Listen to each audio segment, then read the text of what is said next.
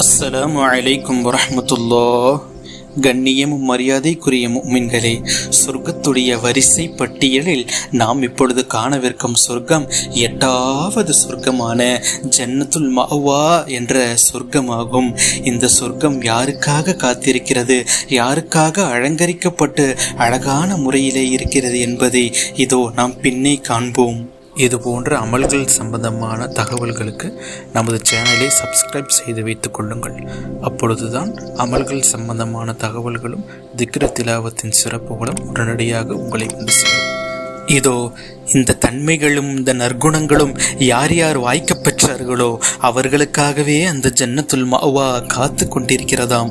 முதலாவதாக விருந்தாளிகளை உபசரிக்கும் தன்மை இருக்கும். எப்படி நம்முடைய தலைவரான சையதுனா இப்ராஹிம் அலைஹிஸ்ஸலாத்து வஸ்ஸலாம் அவர்களுக்கு விருந்தாளிகளை உபசரிக்கும் குணம் இருந்ததோ அதுபோன்று இரண்டாவதாக அவர்கள் பெற்றோருக்கு சங்கை செய்யக்கூடிய தன்மையாளர்களாக இருப்பார்கள்.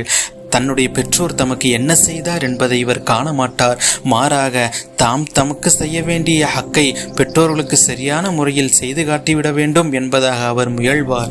அடுத்தபடியாக அண்டை வீட்டுக்காரருடன் நல்ல முறையில் நடந்து கொள்ளும் தன்மை இவர்கள் வாய்க்க பெற்றிருப்பார்.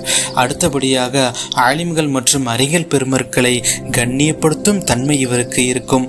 இதோ இவர்களுக்காகவே ஜன்னத்துல் மஅவா என்ற சொர்க்கம் காத்து கொண்டே இருக்கிறதாம். இது போன்ற நல் அமல்களை செய்து நற்குணங்களை வளர்த்து இந்த சொர்க்கத்திற்கு சொந்தக்காரர்களாக அல்லாஹ் நம்மை கபூல் செய்வானாக. ஆமீன் ஆமீன் யா ரப்பல் ஆலமீன்.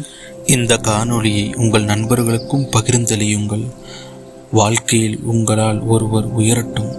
அஸ்ஸலாமு அலைக்கும் வரஹ்மத்துல்லாஹ்.